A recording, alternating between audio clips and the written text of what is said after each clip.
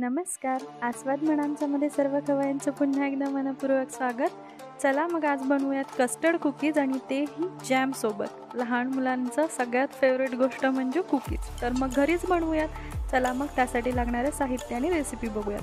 तर इथे आपण घेतलेलं आहे बटर, जे रूम टेम्परेचरवरचं बटर घेतलेलं आहे मी, जे 1/4 कप एवढं घेतलेलं आहे मापाने. हे जर का मेजरमेंटनुसार जर तुम्ही केलं तर तुमचे कुकीज अजिबात फसणार नाहीत, तर त्यामुळे मेजरमेंट वाईजच सगळं घ्या. आता आपण व्यवस्थित फेटवून घेणार आहे. त्याचा म्हणजे असा जो कलर आहे तसा कलर झाला पाहिजे, टेक्स्चर एकदम मऊसूत असं झालं पाहिजे, पण पाणी लिक्विड पण नाही झालं पाहिजे त्याचं.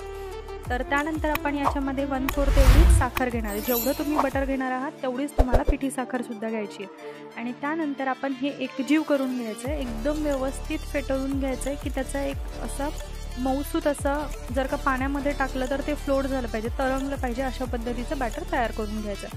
त्यानंतर आपण इथे अर्धा कप एवढं मैदा वापरणार आहे आणि 1.5 चमचा एवढा आपण कस्टर्ड पावडर वापरणार आहे. कारण आपण इथे कस्टर्ड कुकीज बनवतोय, तर ती व्हॅनिला फ्लेवरमध्ये कस्टर्ड मी पावडर वापरलेली आहे, तर ती आपण इथे 1.5 चमचा एवढी टाकून घेतो. आणि त्यानंतर आपण हे व्यवस्थित एकजीव करून घ्यायचं आहे. याचं पीठ मळून घ्यायचं आहे, पण आपल्याला एकदम हार्ड डो बनवायचा नाही आहे. हे पायपिंग बॅगनी आपल्याला टाकायचे. जी काही डिझाईन आपल्याला हवी आहे ती पायपिंग बॅगनी आपण करणार आहे. जर तुम्हाला नॉर्मल कुकीज करायचे असतील तर तुम्ही त्याचा थोडासा हार्ड डो बनवू शकता, पण आपल्याला त्याचा दूध टाकून आपल्याला हे पातळ करायचं. आता एकदम क्रम्बली असं टेक्स्चर झालेलं आहे याचं, तर तसं टेक्स्चर नको आहे आपल्याला, म्हणून आपण ह्याला थोडंसं पातळ टेक्स्चर करून घेणार आहे. म्हणजेच थोडंसं पातळ असं पीठ मळून घ्यायचं आहे. त्याच्यासाठी आपल्याला हे पाणी टाकून आपण ॲडजस्ट करून घेतो. तर मला इथे टोटल 1/4 कप एवढं दूध लागलं.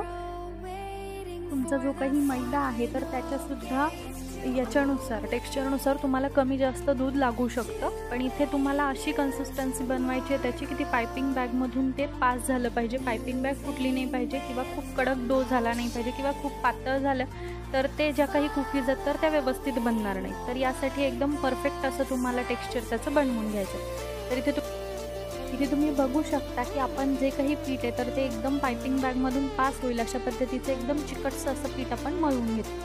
आता आपल्याला जे काही आपल्या कुकीज आहेत तर त्या तयार करायला घ्यायच्या. तर त्यासाठी मी इथे एक पायपिंग बॅग नोझल बघितलं असेल तुम्ही, तर ते नोझल आपण व्यवस्थित सेट करून घेतलेलं आहे आणि हे पूर्ण बॅटर आपण त्यामध्ये टाकून घेणार आहोत आणि त्यानंतर आपण शेप देणार आहे. तर त्याआधी आपल्याला आपली जी काही ओव्हन आहे तर तो प्रीहीट करून घ्यायचा आहे. जर तुम्ही कढईमध्ये करणार असाल तर कढईमध्ये तुम्ही प्रीहीट करून घेऊ शकता कढई, म्हणजेच कढई 10 मिनिटांसाठी मीडियम फ्लेमवरती तुम्हाला गरम करून घ्यायची. आणि ओव्हन जो आहे तो 150 डिग्री म्हणजे 150 डिग्री सेल्सिअसवरती तुम्हाला 10 मिनटं एवढा टायमिंगपुरतं त्याला प्रीहीट करून घ्यायचं. तर आपण त्याआधी आपला जो काही आपण ज्याच्यावरती कुकीज टाकणार आहे त्याला बटर पेपर लावून घेतो, किंवा जर का तुमच्याकडे बटर पेपर अवेलेबल नसेल तर तुम्ही जे काही तुम्ही ट्रे वापरणार असाल तर त्या ट्रेला तुम्ही ग्रीस करून घेऊ शकता.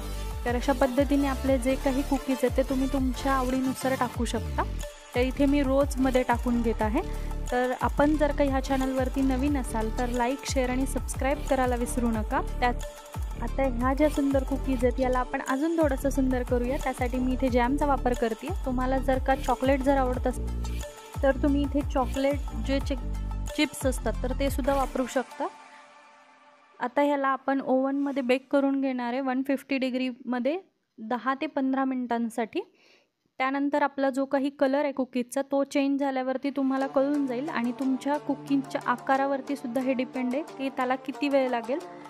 तर इथे तुम्ही बघू शकता ह्या सुंदरशा कुकीज तयार झालेल्या आहेत. तर रंग ते एकदम सुंदर आलेला आहे आणि त्याचं जे काही टेक्स्चर आहे तर ते सुद्धा खूप सुंदर झालेलं आहे आणि त्याचं जे काही टेस्ट आहे तर ती एकदम अप्रतिम होती. तर नक्की ट्राय करा आणि कळवायला विसरू नका. त्याचबरोबर आपले जे काही इंस्टाग्रामचं चॅनल आहे त्यालासुद्धा फॉलो करायला विसरू नका आणि आपला जो काही दुसरा चॅनल आहे आस्वाद म्हणांचा आर्ट अँड क्राफ्ट त्यालासुद्धा भेट द्यायला नक्की विसरू नका.